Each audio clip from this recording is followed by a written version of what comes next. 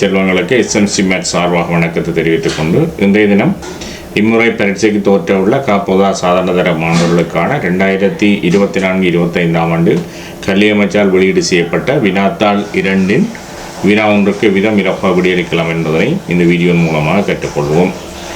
எனவே அன்பார்ந்த மாணவ செல்வங்கள், புதிதாக இணைந்து கொள்பவர்களும் இதுவரை சப்ஸ்கிரைப் செய்யாத மாணவ செல்வங்களும் உடன் சப்ஸ்கிரைப் செய்வதன் ஊடாகவும் ஏனைய மாணவர்களுக்கு பகிர்ந்து கொள்வதன் ஊடாகவும் அனைத்து மாணவர்களும் பயன்பெறுவதற்கு உதவி செய்ய வேண்டும் என கேட்டுக்கொண்டு வினாவை ஆரம்பிப்போம். அவதானியங்கள். 4வது வினா. உருவில் நேற்றப்பட்ட பகுதியின் பரப்பளவு 11.84 சென்டிமீட்டர் வர்க்கமாகும். ஏபியின் நீளம் x சென்டிமீட்டரும் பிசியின் நீளம் x4 சென்டிமீட்டரும் ஆகும். வட்டத்தின் ஆரி 1.4 சென்டிமீட்டர் எனின் தரப்பட்டுள்ள தரவுகளை பயன்படுத்தி இருவடி சமன்பாடு ஒன்றை கட்டி எழுப்பி தீர்த்து பக்கம் பிசியின் நீளத்தை கிட்டிய முதலாம் தசமதானத்திற்கு காண்க. இதுக்குள்ள உதவியா வர்க்கமூலம் 10 எனவும் பை 7/22 எனவும் கொள்ள சொல்லியிருக்கு. அப்போ உருவில் நேற்றப்பட்ட பகுதியின் பரப்பளவு 11.84 சென்டிமீட்டர் வர்க்கம். இப்போ முக்கோணின பரப்பளவில் இருந்து அந்த ஒரு வட்டத்தின பரப்பு முக்கோணிக்குள்ளே அமைந்திருக்கிற அந்த வட்டத்தின பரப்பை கழிச்சு விட்டோம்னா நேற்றப்பட்ட பகுதியின் பரப்பளவு வரும். அது எங்களை தந்திருக்கு 11.84 சென்டிமீட்டர் வர்க்கம். அதுக்கு சமப்படுத்துவோம். இப்போ முக்கோணின பரப்பளவு தெரியும் என்ன? அரிதர அடிதர செங்குத்துயரம். அப்போ அரை தர அடி வந்து பாருங்க பிள்ளைகள் x4 சென்டிமீட்டர், தர செங்குத்துயரம் வந்து x சென்டிமீட்டர். அதிலிருந்து வட்டத்தின பரப்பளவு வந்தால் பை r வர்க்கம், பை 7/22 தர ஆரை வந்து 1.4 சென்டிமீட்டர்னு சொல்லப்பட்டிருக்கு. அதில் வர்க்கம் வந்தால் 1.4 சென்டிமீட்டர் வர்க்கம் 11.84 எழுது.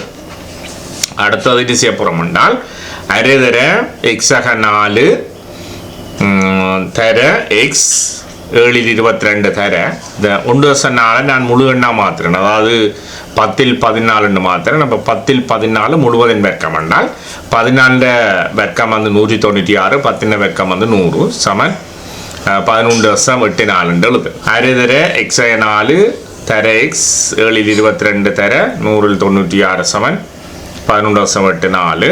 முதல் சுருக்கக்கூடிய சுருக்கி விடுவோம். 7ஆல் 196 சுருக்கினோம்னு சொன்னால் 28 முறை. இனி எழுதுவோம். 28 22ஆல் பெருக்கி எழுத போகிறோம் இல்லையா? இப்போ அரைதர x4 தர x தர 28ஆல் பெருக்கினோம் என்றால் 616 சமன் 11.84. இனி 100ஆல் பெருக்குவோம். பெருக்கினோம் என்றால் 50 x4, அதாவது 100ஆல் பெருக்க இந்த அரை 2ஆல் 100 சுருக்கலாம். 50 x4 தர x சய 100ல் 616 சொன்ன 100ஆல் பெருக்க அந்த பகுதியின் 100 வெட்டப்பட போகுது. இந்த 11.84 100ஆல் பெருக்கினோம் என்றால் 1184 வரப்போம். என்ன செய்ய போகிறோம்னா இந்த 616 நீக்குவோம். அப்போ 2 பக்கம் 616 கூட்டுவோம்.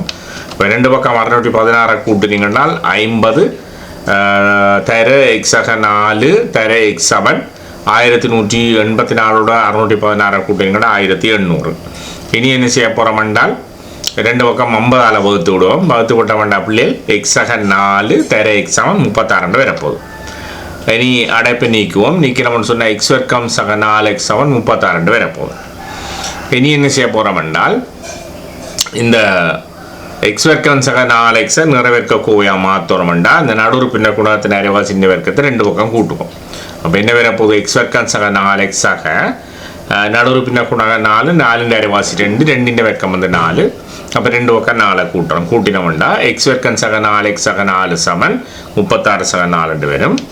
இனி x வர்க்கம் சக 4x சக 4 சமன் 36 4 கூட்டிங்கன்னா 40. இனி x வர்க்கம் சக 4x சக 4 இங்கே காரணிப்படுத்தினீங்கன்னா x சக 2 முழுவதும் வர்க்கம் சமன் 40 எழுதலாம். இனி x சக 2 பக்கம் வர்க்கமூலம் எடுத்தீங்கன்னா பிள்ளைகள் x சக 2 சமன் சாவோசைய வர்க்கமூலம் 40. நீ 40 நாங்கள் இப்படி எழுதலாம்னா 4 தர 10 வர்க்கமூலத்துக்கு எழுதலாம். அப்போ x சக 2 சமன் சாவோசைய 4 தர 10 வர்க்கமூலத்துக்கு எழுதுறேன். 4க்கு வர்க்கமூல பெருமானம் 2. அப்போ x சக 2 சமன் சாவோசைய 2 தர வர்க்கமூலம் 10 எழுதுறேன். வர்க்கமூலம் 10க்கு பெருமானம் தந்திருக்கு, அதை பிரதியிடுவோம். அப்போ எக்ஸாக 2 சமன் சாவோசை 2 தர 3/3 இனி என்ன செய்ய போகிறோம்னா 3/6 2ஆல் பெருக்க போகிறோம். பெருக்கினோம்னா எக்ஸாக 2 சமன் சாவோசையா 6.32 வரப்போகுது. இனி இந்த 2 கொண்ட கழிக்க போகிறோம். அப்போ எக்ஸ் சமன் சாவோசையா 6.32 சை 2. இனி இதில் 2 பெருமானம் இருக்குது. அப்போ நாங்கள் 2ஐயும் காட்டணும். அப்போ எக்ஸ் சமன் நேர்பெருமானம் எடுக்கிற 6.32 2 கழிக்க போகிறோம், அல்லது மறைப்புறமானம் எடுக்க போகிறோம். மறை 6.32 2 கழிக்க போகிறோம். அப்போ இதில் நேர்பெருமானத்திலேருந்து நேர்பெருமானத்தை கழிச்சிங்கன்னா கூட எக்ஸ் சமன் 4.32 அல்லது மறை என்ன இருக்கும் 8.32 இருக்க போது. இந்த மறை 8.32 பொருந்தாது.